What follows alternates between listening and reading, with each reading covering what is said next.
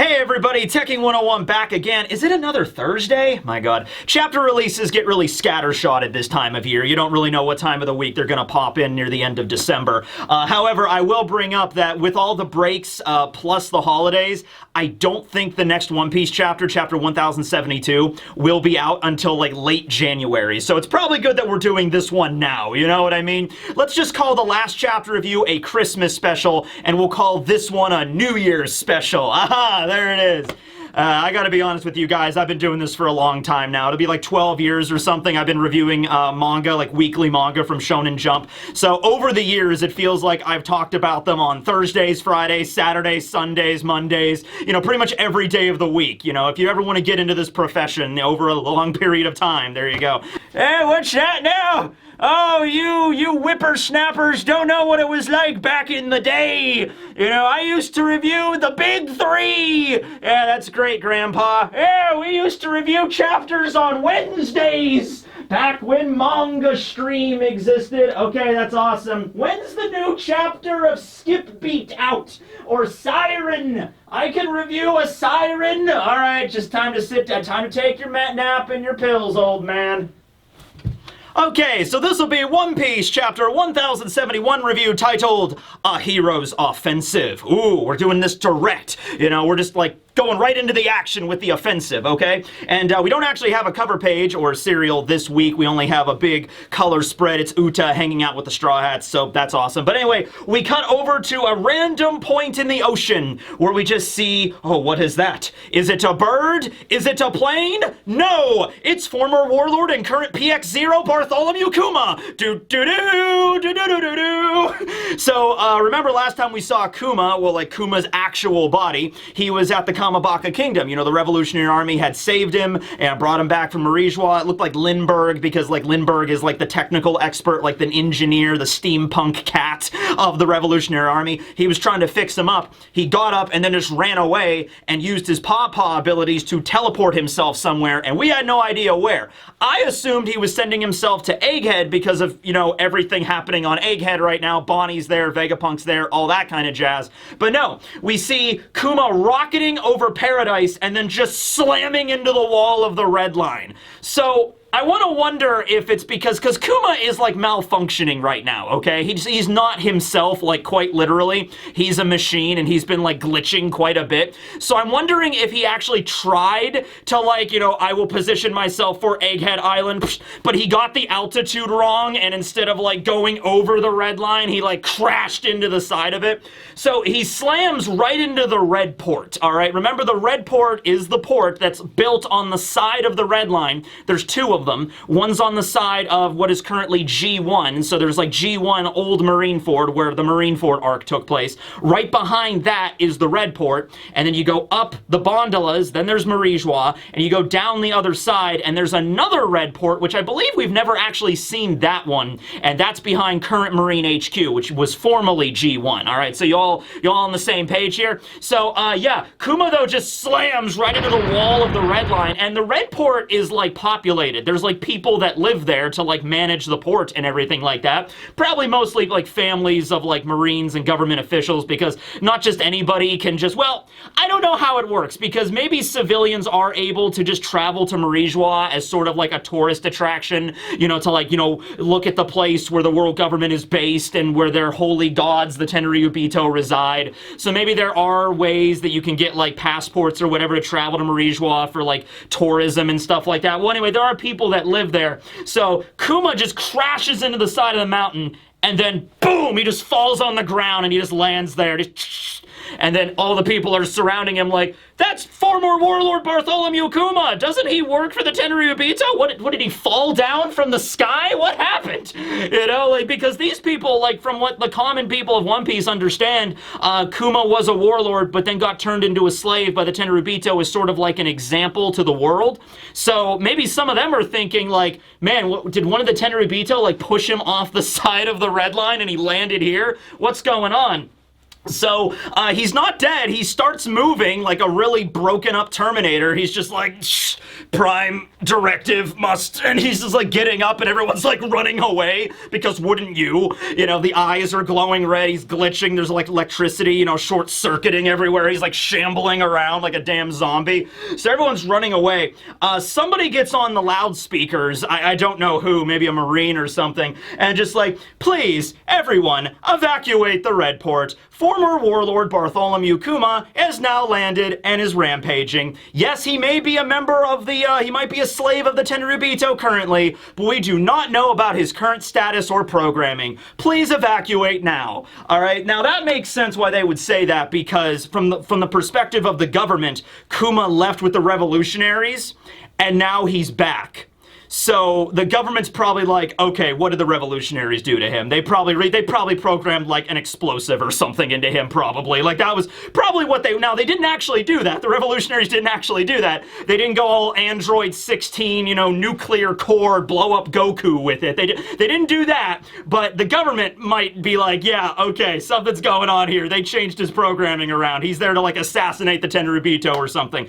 So they're like, we don't know what's up with him. Please evacuate. We need to figure out what's going on. All right, so this brings up a few questions. If this wasn't a glitch, if Kuma did not mess this up and he actually intended to go to the red port, I can't really imagine why he would want to go to the red port. That's the thing. Like, what's at the red port that's significant? It feels like he accidentally got knocked off course or something. Like, he was planning on going to Marijois, or he was planning on going to Egghead. Like, he was trying to go over the red line.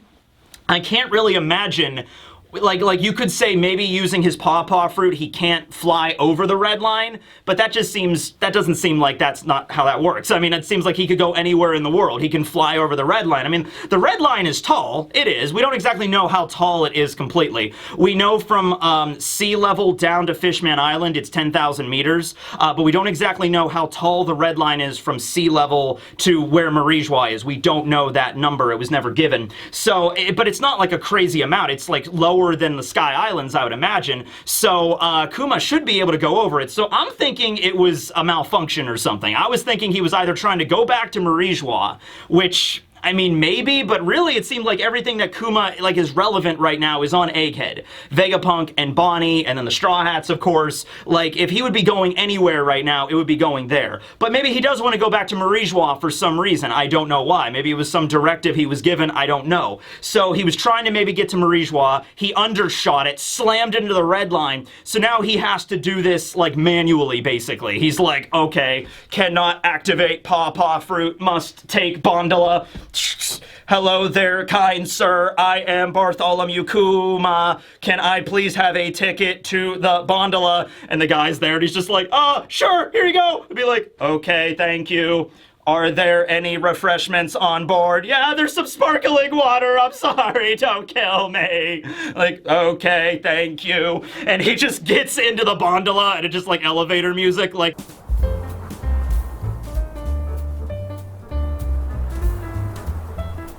Ding! Welcome to Marijois. Terminate! Terminate!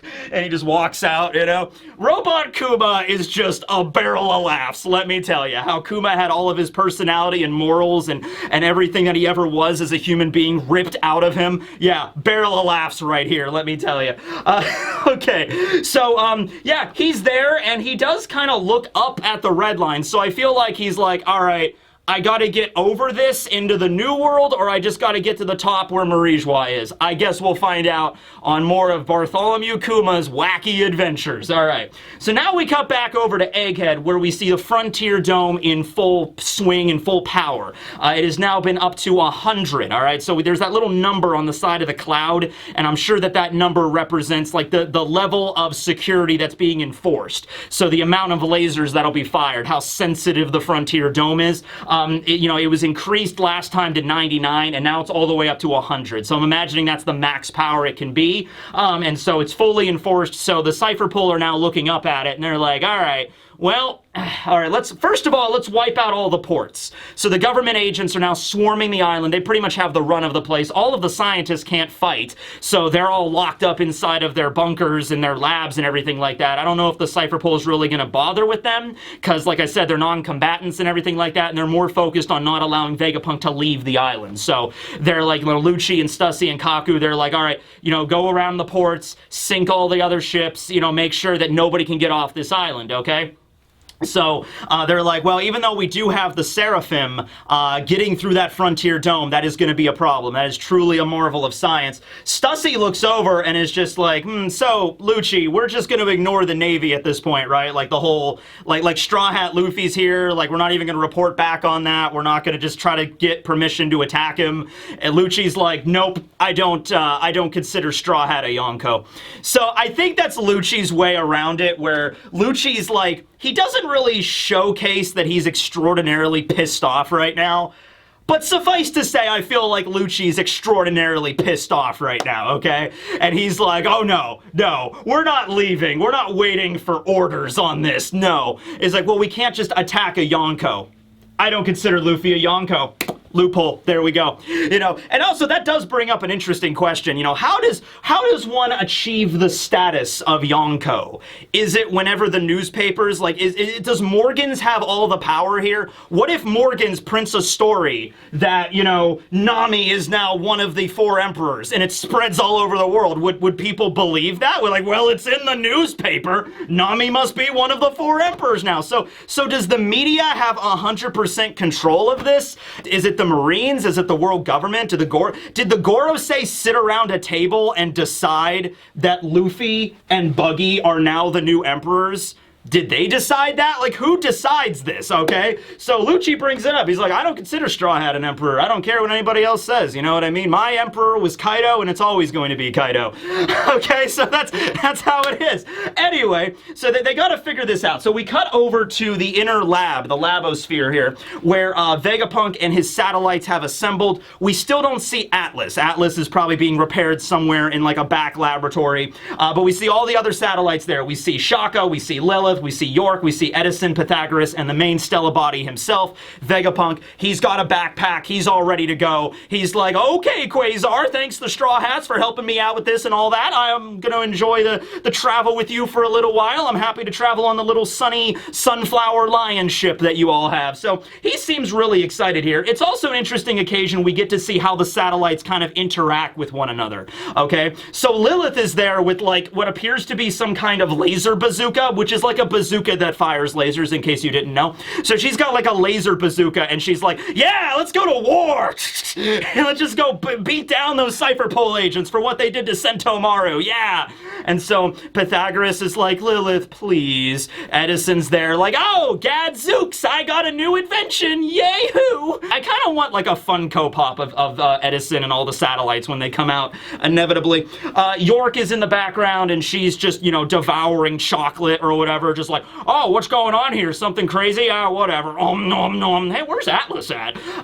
Shaka's there, and Shaka just looks over at Lilith and is just like, Lilith, please, not everything is solvable by violence. You can't laser bazooka everything in the face to solve all your problems, Lilith. Look on the good side of things. And of course, Lilith represents the evil side of Vegapunk. So we have a scene where Lilith kind of gets right up in Shaka's face, or his Daft Punk helmet or whatever, and it's just like, you know what, Shaka, you always get on my nerves. I don't know, I'm feeling... Okay, this is really weird considering these are all clones of Vegapunk. Is it weird if I ship Shaka and Lilith? Is that weird? Like, their satellites, that's basically shipping Vegapunk with another fragment of Vegapunk, but still, like... I think it's already going to happen, because there's this one scene where Lilith's like right there and her eyes are just kind of like, you always get on my nerves, Shaka, you know that? And Shaka's just like, whatever. So I'm like, there's a dynamic there. There's a dynamic there. I think we could do that. Yeah, sure, why not? So anyway... Vegapunk's there, and he's just like, oh, Quasar, I'm sorry, Sentomaru, that you got stabbed by an awakened leopard zone. I didn't plan on that happening. So, they're a little bit like, what are we gonna do for, like, a bodyguard? You know, how are we gonna get off the island? It's gonna be really rough here. They also mention that, Vega Force 1, the giant robot, can only fly within the boundaries of the island of Egghead, which I feel is, like, a little weird. It might have something to do with the island aircon system, maybe the climate around the island. Also, it could refer to the fact that maybe the power source that they use for Vega Force 1, like, they can't refuel the thing when they're not on the island. So that giant robot can only fly around the island where it could be refueled or whatever. So maybe they could leave with it, but it'll die immediately afterwards. I don't know. Shaka seems to imply that as soon as Vega Force 1 leaves the perimeter of the island, it'll just, like, power down or something. Like, I'm not really sure what the deal is with that, but they say the enemy is rather shrewd for destroying all the ports and capturing everything. It is going to be rather difficult for us to get out here. I'm going to say the same thing, like, the Sunny is there in the Labosphere, you know, strap on a rocket ship on that thing and rocket off into the yonder. You don't even really need to use a rocket ship. It's got a coup-de burst, you know, just get on the Sunny, use a coup-de burst, rocket off of Egghead, it'll land in the ocean. The Sunny's durable. That thing's made out of atom wood. It'll be fine. You know, okay. Well, anyway, though, Pythagoras brings up, he's just like, well, if we're looking for someone to protect us along the way, we do have somebody else on the island we could call, Vegapunk. And then we have Edison, you know, speaking up, just like, oh, but wait a second, we can't call that person. If we call that person, then they won't be able to hide from the government anymore. They'd be as much of a risk as we are now. We can't let the government know that they are here, okay? And it's just like, oh, man, so they're using, like, they, and we just don't know if it's a man or a woman or what the situation is with this person, but apparently there's somebody else that was hiding out on Egghead under the government's radar. So whoever this person was, and we don't see them in this chapter, whoever this person was, you know, has some kind of criminal record, I'm assuming, and Vegapunk maybe took sympathy on them and is like, sure, you can come and stay on Egghead, and the government does not know that they are there. However, Edison brings up that if they did find out, it would be a major thing, okay, and they wouldn't have anywhere else in the world to hide. So this is like their last bastion of hope and sanctuary, whoever this person is, okay? So Edison is just like, maybe we shouldn't, you know, ask that person to help us, and Vegapunk's just like, yeah, you're right. Hey there, can you help us? So he just picks up a Den Den Mushi like, hello there, I'm Vegapunk. Can you help us out with stuff? So Vegapunk is a very direct individual, I'm discovering. That's kind of a bit of his personality. It's like the thing with Sentomaru, like, hey Sentomaru, I know it's your day off, but if I give you command of these Seraphim, can you chase off Cypher Pole Zero, please? And Sentomaru's like, Cypher Pole Zero's on our side, right? Or shouldn't we fight back against the pirates? It's like, oh yeah, I guess you don't have to help. I only saved you from poverty and starvation and took you under my wing to live here. So, I mean, I guess if you're ungrateful. I'm like, oh, fine. So Vegapunk's like that. He's just like, hello there, mysterious individual who is hiding from the world government. Would you like to help me get off this island and be discovered by the world government? And that person is on the Den Den Mushi. We don't see what they look like. We don't even see, you know, this is a serious thing when Oda is even adding the silhouette to the Den Den Mushi, okay? Because the Den Den Mushis will take on appearances of the person they're talking to, like their hair, or like Doflamingo's glasses, or the way their eyes look, or their mouths, or like a scar or anything. Whenever Akainu is talking through a Den Den Mushi, he'll usually have like a little miniature cigar or something like that. So even the Den Den Mushi is kind of in silhouette. Although we do see, I don't know if this is just part of the Den Den Mushi or if this is like that person's like physical characteristic, but we do see like some tufts of hair coming down off to the side. So maybe this individual has long hair. We don't know, but all they say over the Den Den Mushi after Vegapunk asks them to help them escape says, of course, I've always been prepared for this order. And then Vegapunk's like, oh cool, looks like they're gonna help. And it's like, that was, you just asked them anyway, okay. So, oh boy, mysterious individual hiding out on Egghead Island, that, you know, is hiding from the rest of the world, only place on the planet they could hide. Alright, let's go through, alright, let's do the same thing that we always do whenever we're talking about a mysterious individual in One Piece. First things first, it's the Lurking Legend! Okay, let's just get that out of the way right now. It's the Lurking Legend, it's Zebek, or it's a member of Zebek's crew, maybe it's Wang! You know what? I would actually, you know, I actually, that, I'm not even being exaggerating. That actually has a fair amount of credulity to it, just because it was mentioned not too long ago that, you know, Blackbeard mentioned Ochoku or Wang Zhi by name, and that he ousted him during the whole incident at Rocky Port and left Hachinosu and everything like that. So this could be Wang. Wang could have been living at Hachinosu, and then Blackbeard showed up and he got kicked out, and he's like, there's nowhere else for me to go. Maybe Wang, repented for his piratey deeds. Maybe he wasn't even a pirate anymore. Maybe he was just living on Hachinosu just because no one else was using it, okay? But he got kicked out by Blackbeard. You know, Wang Zhi's probably an old man right now anyway. You know, Wang is just like, oh, I'm leaving Hachinosu, fine. Oh, these kids in the new generation, you know? And so he had nowhere else to go. He's Wang Zhi, for God's sake, you know? And so he goes to Vegapunk and he's like, can I hang out here for a while? And Vegapunk's like, yeah, sure, I don't care, hang out here. He's like, that's good. So it could be Wang, you just never know, okay? It could be Silver Axe, it could be Shiki. Honestly, the hair, the little tufts of hair, it might be Shiki, who knows. Let's see, after Rox's crew, who else do we got? Roger's crew could be Scopper Gobon. I don't know, I mean, I guess Scopper would be hiding out on the island. I guess I don't know any connections between, like, you know, that's the thing. Vegapunk is such a mysterious character already. We don't know how many people are connected to Vegapunk. So maybe Roger's Pirates did have a connection with Mads or Vegapunk back in the day. Who knows? Could be a member of Roger's crew. Oh, what if it's Geen? You know, that's always a fun theory that always pops up. Geen, you know, the man demon that was the right-hand man of Don Krieg, you know, because we're always talking about Geen, like old school One Piece viewers that, you know, watched all the way back in the day or read all the way at the beginning, just like, man, I hope Geen's still alive in the new world somewhere. And I guarantee you Geen is definitely 100% alive. You think some gas weapon took out Geen? Like, of course not. This is One Piece. So yeah, maybe Geen, I don't know, was like adrift in the sea for a while, and then one of Vegapunk's ships scooped him up and then cured him of the gas illness. I mean, hey, Vegapunk might be able to heal Geen. I mean, if anybody could do it, he could do it. You know, remove the gas, actually, because... Actually, hold on, wait. Vegapunk worked with Caesar, so he would know all about the gas weapons and everything like that. Geen was poisoned by that MH5 weapon by Krieg. Yeah, it's Geen. I'm going with Geen. All right, I'm going with Geen. I'm locking in. And final answer. Doo-doo-doo. Well, I mean, at any rate, I guess this person's going to help. So the rest of the Vegapunks are like, okay, I guess we're good then. Shaka's like, I will, you know, use Vegaport Force 1 to go to the ship. Maybe they're going to run interference to try to distract everybody. Like, they'll send Vega Force 1 over to this one location to try to distract Cypher Pole Zero while Vegapunk and the satellites and the Straw Hats get on the Sunny, and then they leave. Vegapunk approaches the remaining Straw Hats. Oh, they're demagnetized finally. They're just hanging out on a nice couch on Vegapunk's like lounge area, okay? So we see Robin, Usopp, Nami, Sanji, and Frankie, they're still there, and Vegapunk is just like, okay, everybody, well, I'm all packed up, so I thank you for accepting me on your lion ship. All 7 of us are free to leave whenever you want to go. So it's like all 7 of them are actually going. Although he mentioned 7, Atlas is still probably being repaired, but Atlas is going to travel too. I can see an issue with Atlas because she's like the size of Kaido.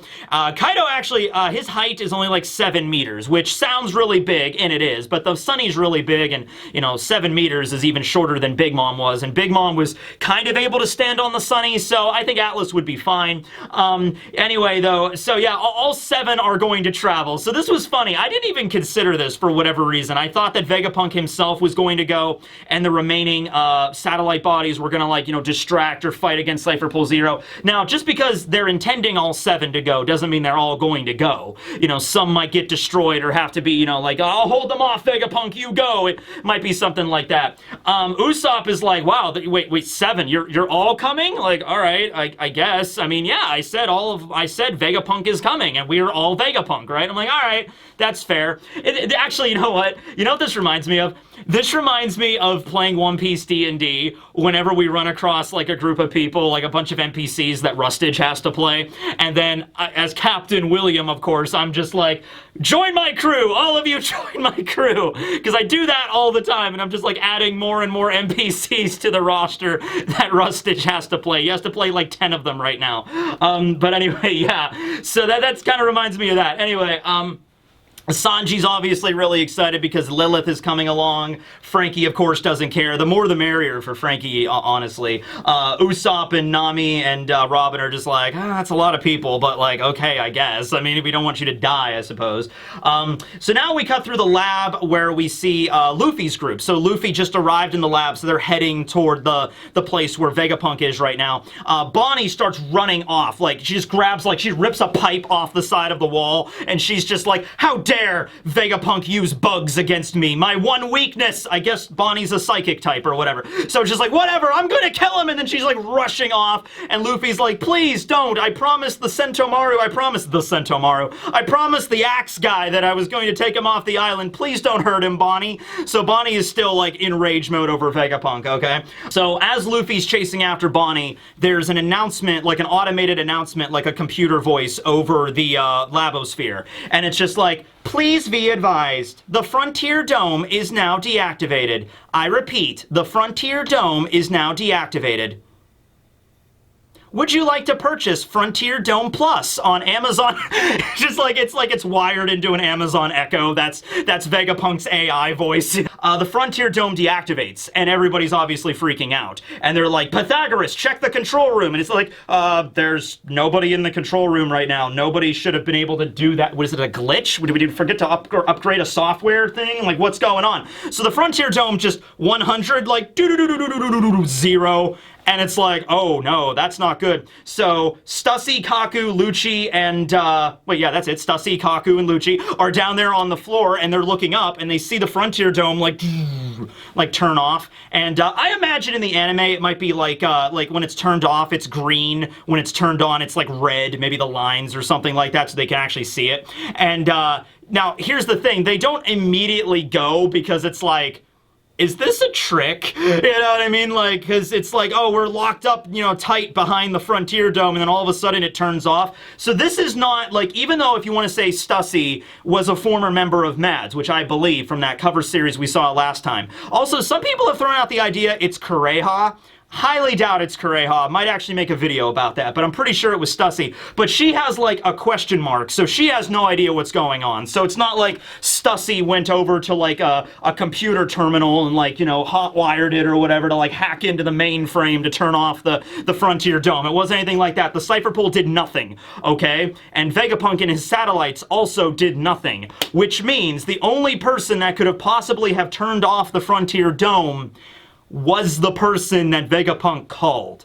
That's the only person that makes sense, okay? So there was somebody living on Egghead Island that was hiding from the government. Vegapunk calls them and says, I need you to help me. The person responds with, I've been waiting for this call for a while. That's the only thing they said. They didn't say, sure, Vegapunk, I'll help you out with anything. I'll help you get off the island. I'll be your bodyguard. Didn't say anything like that. Just says, thank you, Vegapunk. I've been waiting for this call for quite some time.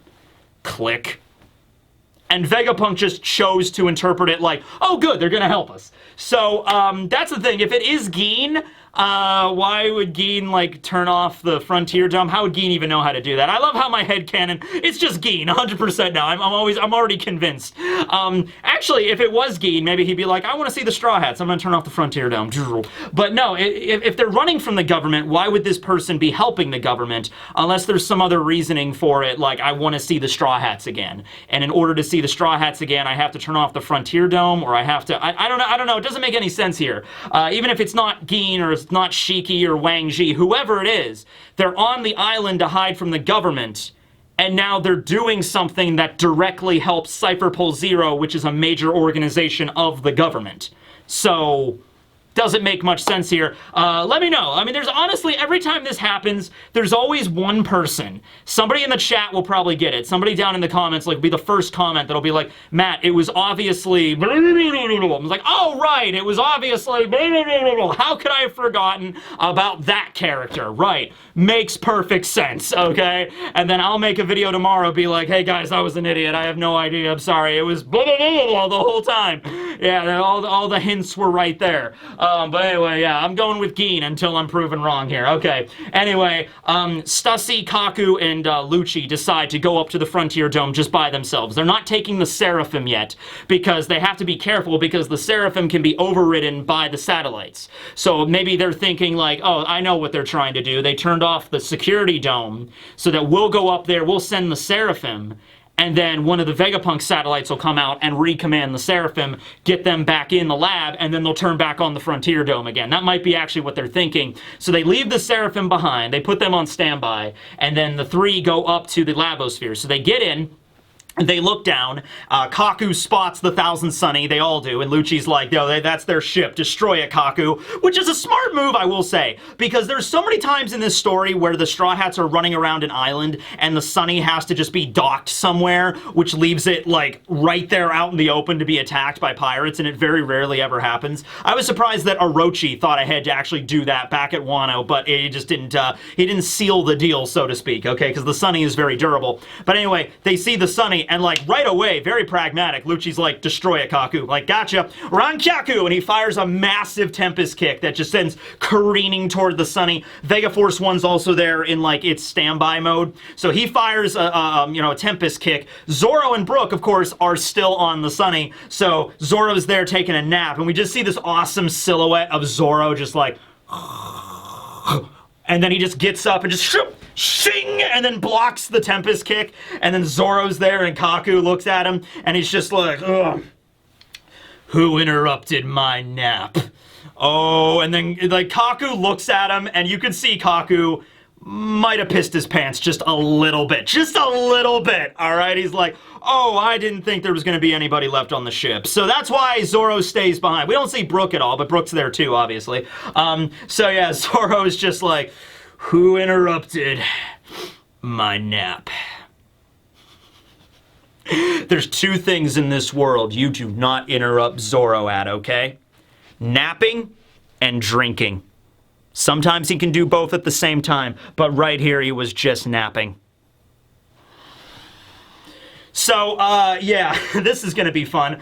We don't actually, they do fight. We do see them. We see Kaku throw a kick, we see Zoro block it with a sword, but we don't see them like a whole epic fight or anything. In the same vein as like Luffy and Lucci, at first I was like, I don't know how this is gonna go. With this one, Zoro is very clearly stronger than Kaku. I mean, unless Kaku awakened to the great power of the Giraffe Zone, which maybe he did, but like... Yeah, now Zoro, I mean, Giraffe just increases your neck ratio. Zoro's got swords, he's got conquerors, he's the king of hell now, he's the king of the hill, he's got Enma. I mean, like, yeah, even an awakened giraffe. I kind of want to see the awakened giraffe zone. I kind of want to see that more than the leopard. Can we see the awakened giraffe now? That would be awesome. Anyway, it's like that Pokemon from Gen 9 that just came out, the evolution of Giraffarig, but I don't remember what it's called. But that thing, that's what Kaku's awakened zone is. So, because the CP now are invading the Labosphere, they've made it into the dome. By the way, the dome, they turned the dome back on, but it was off for like a minute, which is just long enough for Lucci, Stussy, and Kaku to get into the lab. So they turn it back on, so something happened there, and maybe they can like deadlock it so it can't turn off again. But Lilith is now excited, so she has her laser bazooka, and she's just like, okay, now we can go fight!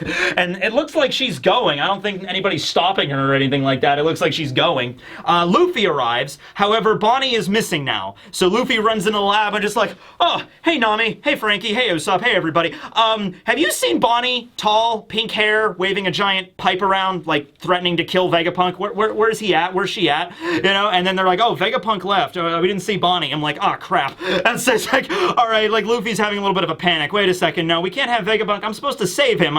Bonnie's like chasing after him. So we cut over into the lab, like deeper into the lab, where Vegapunk is now running for his life, and Bonnie is like slamming down this like metal pipe in front of him. It's like a kind of like a cartoon, you know? And so Vegapunk's like, oh, Bonnie, please, this is not the right time for this. I have places to go, okay? We have to leave. And Bonnie's like, I don't care what's going on in your life right now, old man. I don't care if the Cypher Pole are attacking. I don't care if the world is ending.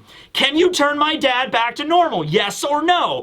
And Vegapunk does give a definitive answer. He's like, no, I can't. I'm sorry, Bonnie, but there is a good reason for that. Oh please, Quasar. And so he's running through. And so, yeah, I mean, that's a definitive answer. I mean, he's running for his life right now. He's not going to lie, I guess. So Vegapunk does say, sorry, no, I can't turn Kuma back to normal. So I guess that kind of throws out the whole idea that there's like a backup of Kuma's memories. Well, maybe there might be a backup of his memories, but that's just his memories. So like his personality, his sense of morals, his ethics, that might not be part of that, you know? So it might just literally be a data file of his memories, just like accessing memory, Bonnie's 4th birthday party, we had cake, there was a clown, it was funny, ha ha ha ha ha. I love you, daughter. Ha ha ha. Like, that might all be what it is, you know, that might be kind of disturbing. Kuma can never go back to the way he used to be, you know what I mean? And so, obviously, Bonnie's not going to take that, you know, just like, oh, well, okay, there's a reason for it, I guess. So, obviously, Bonnie's going to have to calm down at some point, and they're going to have to explain to her the whole situation. But, you know, right now, Vegapunk's running for his life. So, we cut now to the last 2 scenes of the chapter. We cut away from Egghead. Keep in mind, this arc, Egghead, I don't think it's going to be that long. It's setting up a lot of stuff concurrently. So Oda's going to start doing this a lot, where we're going to just be like in the middle of the arc with the Straw Hats and then see what other people are doing all over the world, like with Law and Blackbeard. That's going to happen more and more often.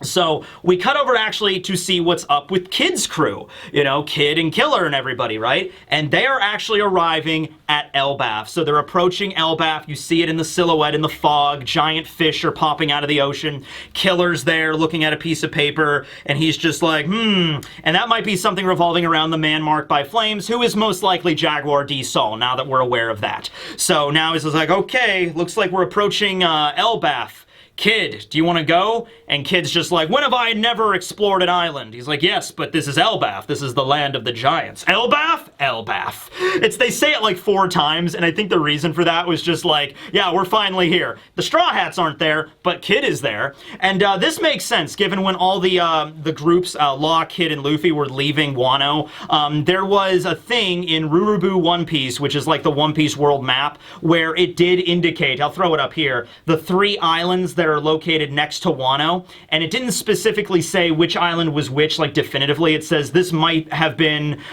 you know, ELBAF, this might have been Hachinosu, this might have been Sphinx, or whatever. So, a lot of people, I was under the impression that, like, okay, Luffy and the Straw Hats are going to go to Sphinx, and Law is going to go to ELBAF, and Kid's going to go to Hachinosu. So, some of them were wrong. Sphinx Island was not even included in this. Egghead was instead of Sphinx. So, the Straw Hats went to Egghead. Law might have actually been heading toward Hachinosu, and Blackbeard might have stopped them on that island outside of Hachinosu. Okay, then maybe that was the thing there, but Law might have been getting close to that island of Fullaled, and that's their you know, encounter that they had. And now Kid is heading toward ELBAF, so that was one of the islands that is after Wano. Okay, so yeah. Kid and Killer are gonna have an ELBAF adventure. You know, honestly, like, I've said this before, I really would not mind if Oda took a break from the Straw Hats for, like, a little mini arc and we focused on somebody else. I understand why the, like Shueisha and the editing department and everybody might be like, you know, don't do that, Oda, because, you know, people read One Piece for the Straw Hats and Luffy and everybody. They don't read it for, like, side characters, so you always have to be focused on them. But, you know, if it did happen, I'd be fine with it. If we focused on, like, here's 10 chapters of Kid and Killer adventuring in ELBAF, and we learn a lot about the giants, and we learn more about Kid's crew, and we learn more about their dynamic and everything, and we get to see Loki, and we get to meet, like they explain, like Saul, and Saul talks about stuff. Like, I would seriously be okay with that. I'd be fine with that. It's kind of like in, hold on. Yeah, this one right here. You know, it's kind of like in My Hero Academia. You know, when Horikoshi did this was kind of really bold of him, honestly. And I think there was actually a lot of pushback from the editing department for him doing this, where he took an entire story arc of My Hero Academia, and it wasn't focused on Izuku or Class 1A at all. They really don't appear. It's all about Shigaraki and the villains, okay? And it's like a decently sized, it's like 2 volumes of an arc. Like, it wasn't like just 2 or 3 chapters, like Law and Blackbeard or whatever. Like, Like that, it was like a whole arc. And I thought it did really well. I really enjoyed this arc because we were focusing on characters we don't focus on very often. Focus on Kid and Killer, focus on Wire and Heat and Bubblegum and all the other members of Kid's crew. And we learn a little bit more about them. God knows Eustace, Kid, and Killer need more character development. God, you know what I mean? Like, so let's go with that. Fine. They're not going to, but, you know, we can hope. Anyway, so that's that. We just see them arriving at ELBAF. And now the last scene of the chapter, double page spread. We cut over to G14. Remember, G14 is the Marine base that is located near Egghead Island. It's where Helmeppo and Prince Groose and Dahl is the leader, you know, the sexy, you know, vice admiral that's in charge of the entire base and everything. So she's got like the spike collar and the leather jackets and everything like that. She's awesome. She gets a call from Garp, and Garp is just like, hey, doll. Like, no, I'm not saying you're a doll. I'm saying, like, literally your name is Doll. Hey, doll. Yeah, I was wondering if you could spare some Marines. We're gonna go on a kind of mission to, you know, lay waste to Hachinosu and wage war with Yonko. Are you okay with that? And Doll is like, no, we have to send every Marine possible to Egghead. We just got the order. I don't have any Marines to spare. Also, did you get clearance to attack a Yonko's island? And Garp is just like, huh? Why would I do that? I'm Garp. I'm just like, okay, fair point. Yeah, no, seriously. I mean, like, that excuse would honestly work. Technically speaking, Dahl and Garp are the same rank, but only one of them is, like, hero of the Marines, Garp the Fist. You know what I mean? So I love how Garp's attitude at this point is just like, he's 78 years old, okay? He has achieved, like, every honor the Marines could possibly give at this point. He's been in the Marines for well over 50 years, maybe even like 60 years. We don't know exactly when Garp joined, but it was a long time ago, along with Sengoku and Suru, right? And so he's Garp the hero, he's Garp the Fist, he's regarded as the great Marine that was the rival to Goldie Roger back in the day. He took out Roxy Zebek alongside Roger at God Valley. Garp, and he's a very easygoing kind of guy, but he also is sort of the guy that's just like, I've been part of this organization, the Marines, for so long. You know what? I'm doing what I want, when I want, and you can't do anything to stop me. You know what I mean? That's Garp's mentality. He's like, I don't care about paperwork, I don't care about authority, I don't care about chain of command. I'm Garp. I've been here in the Marines for 50 plus years. I've fought pirates up and down the Grand Line several dozen times over. I've fought literally the strongest characters in this story. Hell, I'm one of the strongest damn characters in this story. I'm doing what I want. So he's just like, why would I get authority to go, like, I'd have to fill out paperwork and shit. I'm not doing that. We're just going. So I appreciate it. So Dahl is just like, well, I'm not giving you any Marines. You can't dock here. And Garp is like, well, I'm already actually at the port. And just like, Dahl's like, son of a, why did you even call then? Just like, just because Garp likes to mess with people. That's why. So we see Garp's ship with the dog head and the bone and everything outside of G14. And he yells over and he's just like, hey, Helmeppo! And Helmeppo looks out the window, is like, what's going on? He's like, oh, Garp! He's just like, yeah, I know, Kobe's got captured. Hey, hop on, Helmeppo, come on, we're gonna go lay waste to Hachinosu. Should be a fun afternoon. Just like, yes! So Helmeppo starts bawling his eyes out. Remember, Helmeppo and Kobe were trained by Garp. Okay, they were trained by Garp at Marine HQ. That's how they achieved their ranks as fast as they did. And Hibari is also there. Hibari was the new character that got introduced a few chapters ago alongside with Helmeppo and Prince Groose and everybody. Hibari called him Kobe Senpai. Like, we have to save Kobe Senpai! And she's a commander in the Marines. So maybe she might have a little crush on Kobe, who knows? But yeah, so they're extraordinarily excited because, like, Prince Groose wouldn't help them, Dahl wouldn't help them. They're crying. They're like, oh, Garp, thank you so much. He's like, yeah, whatever, get on the ship, we're going. All right, let's beat the snot out of those pirates and save Kobe. End of chapter. Oh my God, you know, You know, when there's no hope left, you can always rely on Garp the Fist, you know?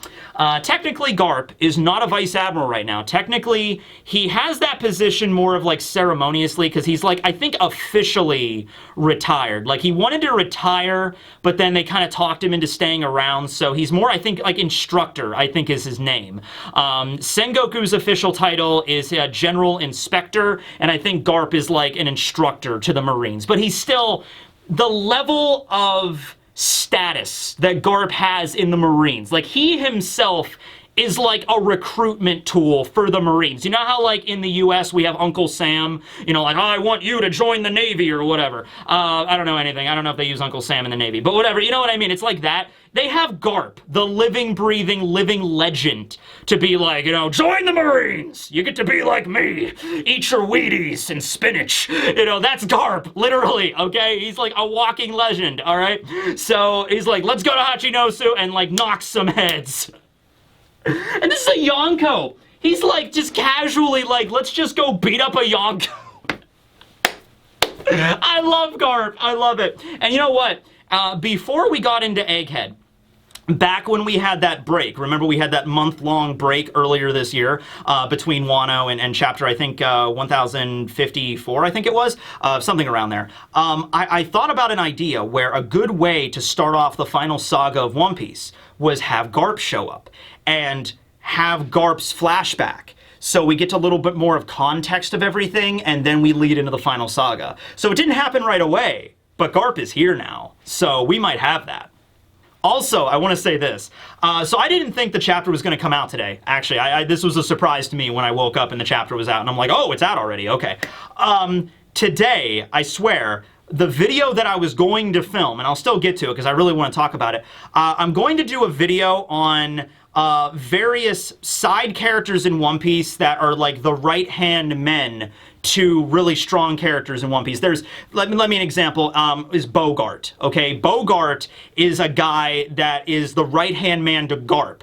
And I'm actually really happy. We don't see Bogart in this chapter, but 100% he's on that ship. He's on Garp's ship. Bogart is the right-hand man. He dresses like Humphrey Bogart from Casablanca, and he's got the sword. He's the one that actually trained Kobe and Helmeppo at the beginning. Garp didn't do it personally. It was Bogart that actually trained them in the basics, okay? And I've always really liked his design, and I've actually gotten a fair amount of requests lately to be like, talk about Bogart, and I was going to do it. I was going to do a video on Bogart, and who else was I going to include in that video? Geen was actually going to be in that video. He's like, he's a right-hand man of Krieg. Characters who maybe wouldn't make great videos all on their own, but like, I'll throw them all together. Mass Deuce, who is a member of Ace's crew, the Spade Pirates. I was going to talk about Aladdin, who is the right-hand man to Jinbei with the Sun Pirates. He's now current captain. And who else? There was one more person. Inazuma. I was going to talk about Inazuma for Ivankov, right? So that video is still going to come out, and I'm really excited about doing that. I obviously wanted to do the review today because that's the big thing. But yeah, this is perfect. This is honestly perfect because now we might actually get to see, I mean, Garp is there, it's amazing, but we might see Bogart there, and Bogart might actually have some lines, and we might learn a little bit more about him or whatever, and see how he fights or something, okay? So this is all doing great. This is fantastic. So, great way to end out the year. Yeah, the new year is literally in 2-3 days. So, I don't think there's going to be another One Piece chapter. This will be the last chapter of 2022, going into 2023. I think the next chapter will be out late January, like mid-January, something like that. So a little bit of a break, but it's going to be fun when we get back to it.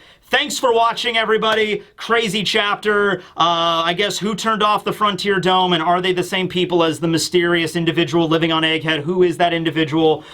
Is it Geen? Is it Shiki? Is it Silver Axe? Is it Wang? Is it Scopper? Is it somebody else I'm forgetting right now that's even more obvious than all of them? I don't know. Is it Nero, the Sea Weasel? He left Cypher. Oh, it might be Nero, actually, yeah.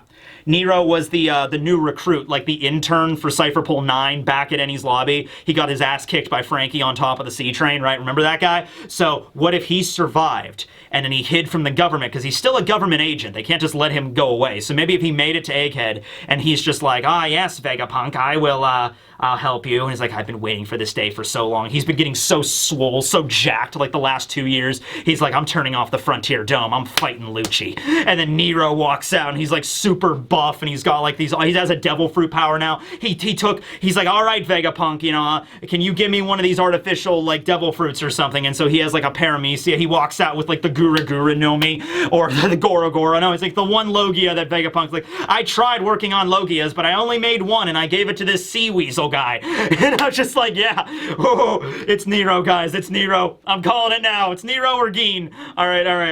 Anyway, that's the video. Hope you all enjoyed. Thanks for watching. Garp's back. Later, everyone. Happy New Year.